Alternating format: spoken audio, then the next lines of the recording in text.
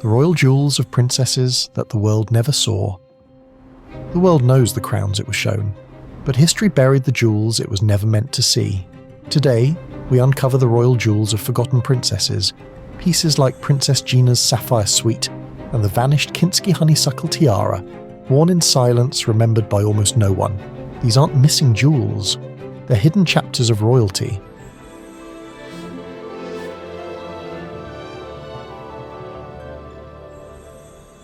The trademark Sapphire suite.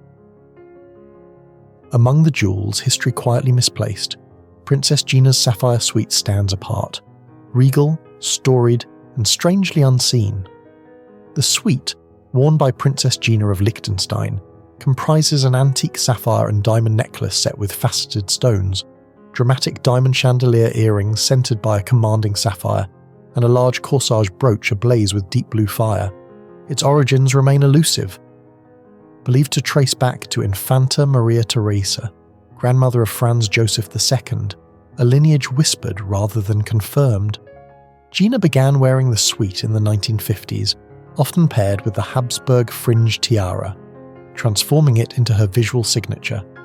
It appeared at Europe's most glittering milestones, from the 1962 wedding of Juan Carlos I and Sophia of Greece, to the 1964 union of Constantine II and Anne-Marie of Denmark, and later at Persepolis in 1971, marking 2,500 years of Persian rule. Yet beyond royal circles, few ever noticed it. After Gina's death, the suite slipped into near silence until a single, rare reappearance in 1993. And what became of it after that is a story still waiting to resurface. Kinsky Tiara. For decades, the Kinsky Honeysuckle Tiara lived in near silence, an heirloom admired by few, recognised by almost no one. Crafted around 1870, its diamond honeysuckles shimmer in gold and silver, designed to be transformed from tiara to necklace, a quiet triumph of aristocratic restraint.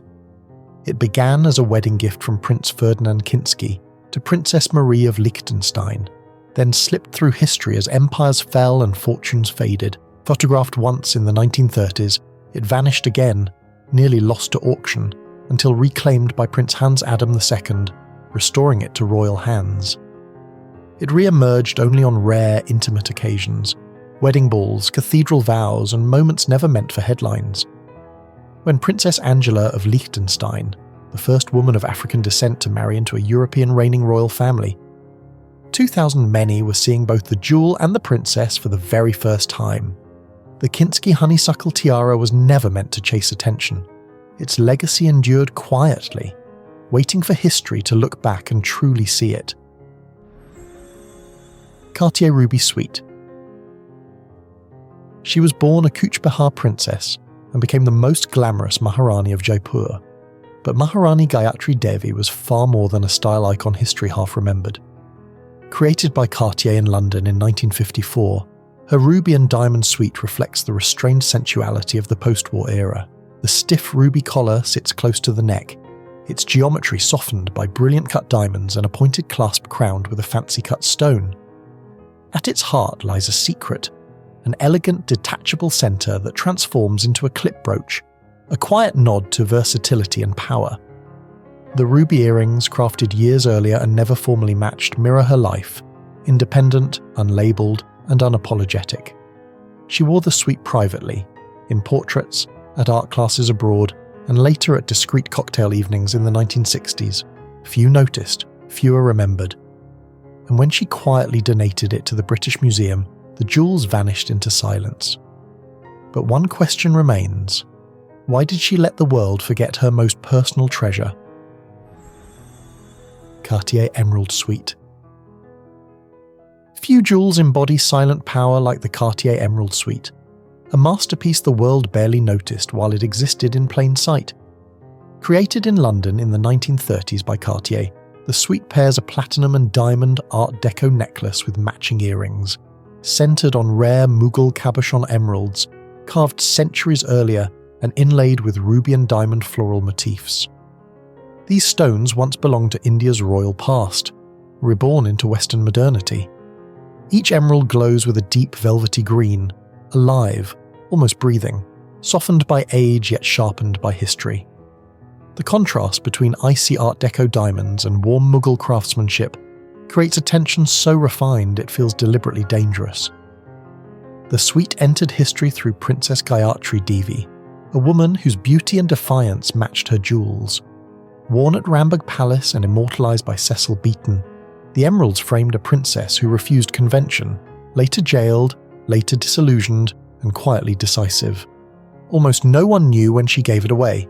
No auction, no farewell. Today, it rests in the British Museum, but some believe the full story of its disappearance was never told. Viscountess Wimborn Emerald and Diamond Pendant. Almost no one knew these jewels existed, because Viscountess Alice Grosvenor never wore them for spectacle. An heiress who married into royalty-adjacent power, she favoured intimacy over parade, leaving behind a private constellation of masterpieces. Her Viscountess Wimborn Emerald and Diamond Pendant is pure Art Deco poetry. Carved Colombian emerald drops, calibre buff tops, natural pearls, and crisp carré diamonds circa 1925. The Art Deco diamond necklace, later shortened, glows with old circular and single cuts. Subtle, restrained, devastatingly elegant. A superb emerald and diamond bracelet, once resting in a red Cartier case, pairs geometric emeralds with elongated baguettes. Earlier still, a dramatic diamond corsage brooch from the 1860s blooms in en pampis, while moonstone and diamond clip brooches by Gilo shimmer with quiet mystique. Even a coloured pearl and diamond bracelet hides a detachable cluster, certified natural, untouched. Worn privately, then vanished, until Christie's revealed them last November. But who protected them for a century, and why reveal them now? The Luxembourg Vine Leaves Tiara. A cascade of diamond vine leaves and tiny berry clusters, the Luxembourg Vine Leaves Tiara feels almost alive. Light, botanical, and quietly powerful. Crafted in the late 19th century, its design belongs to a romantic era of European jewellery, yet for decades, almost no one knew it existed. It sat in the shadows of the Nassau vaults, an heirloom without a spotlight. Its public life began only in 1950, when Luxembourg's princesses adopted it as a wedding crown, passed from sister to sister, bride to bride, turning the tiara into a silent witness to royal unions across generations. Over time, it re-emerged at glittering state banquets and diplomatic galas, worn by grand duchesses who understood its quiet authority. Today, the tiara belongs to Princess Alexandra and will likely be worn again as the Grand Ducal family's unofficial bridal tiara. It rests within the Grand Ducal collection in Luxembourg, no longer hidden, yet still whispered about. A jewel once unseen, now unforgettable. Princess Chichibu's Pearl Tiara. Few know this tiara exists at all. Princess Chichibu's Pearl Tiara is a masterwork of Art Deco restraint. Diamond arches rising like cathedral ribs, each suspending luminous pearls that seem to float rather than sit. Commissioned around 1936 from Mikimoto, it was never loud, never theatrical, just impeccably royal. Its first quiet appearance came in 1937 at a London banquet during the coronation of King George VI. It resurfaced for intimate state dinners with Queen Elizabeth II, Malaysian and Danish state visits, and a rare 1975 portrait after a British honour. And then, silence. After 1997, the tiara vanished from public view, likely sealed within Japan's imperial household vaults. A royal jewel the world was never meant to know. Queen of Sheba Parure. Lady Colin Campbell has always lived close to royalty, but one jewel tied her name forever to legend. Designed exclusively for her, the Queen of Sheba Parure is less jewellery and more sovereign art, named after the richest woman of the ancient world and carrying that same mythic weight. Crafted in yellow and white gold, some deliberately oxidised, the parure blends vast honey-coloured diamonds with white, brilliant, rose-cut and old-cut stones. The result is a glow that feels ancient, warm, and impossibly refined. It includes a tiara, necklace, long drop earrings, ring, and bracelet, each piece designed to stand alone or command together. Lady Colin wore it discreetly to elite royal and cultural events, often without the tiara, which kept its full grandeur largely unseen. Few realised they were witnessing what would become the most expensive parure ever offered for sale, valued at £130 million. Today, the Queen of Sheba parure remains inseparable from Lady Colin Campbell herself. Privately held, rarely seen in full and still shrouded in quiet mystery. Harry Winston, diamond necklace. Born into beauty and tragedy, Princess Soraya of Iran was Iran's modern fairy tale queen, briefly crowned, quietly exiled, never forgotten. And hidden within her story was a jewel almost no one ever truly saw. The Harry Winston diamond necklace was likely acquired by the Shah in the mid-1950s, 9 breathtaking pear-shaped diamonds, delicately suspended from 2 rows of modern-cut brilliance. Soraya wore it publicly only a handful of times, most famously in 1957, paired with her diamond tiara at a state banquet for Italian President Giovanni Gronchi at Golestan Palace, and during her state visit to Lebanon. After her divorce, the necklace disappeared from royal record, reappearing decades later at private galas, film premieres, even her 1999 birthday in Paris. After her death, it vanished again, auctioned quietly in Paris, its legacy almost erased. Unlike famous bridal tiaras still worn by Europe's princesses, this masterpiece slipped into silence, royal, radiant, and nearly lost to history. Bulgari ruby earrings. Few jewels are as elusive as the Bulgari ruby earrings of Princess Soraya of Iran, because for decades, almost no one knew they existed. Created in the late 1950s by Bulgari, the earrings feature sculpted ruby and diamond flower studs with dramatic detachable tassels, matched to a ruby flower bracelet. Regal, yet unmistakably Roman in spirit. Soraya first wore them publicly in December 1959, quietly, the same month the Shah remarried.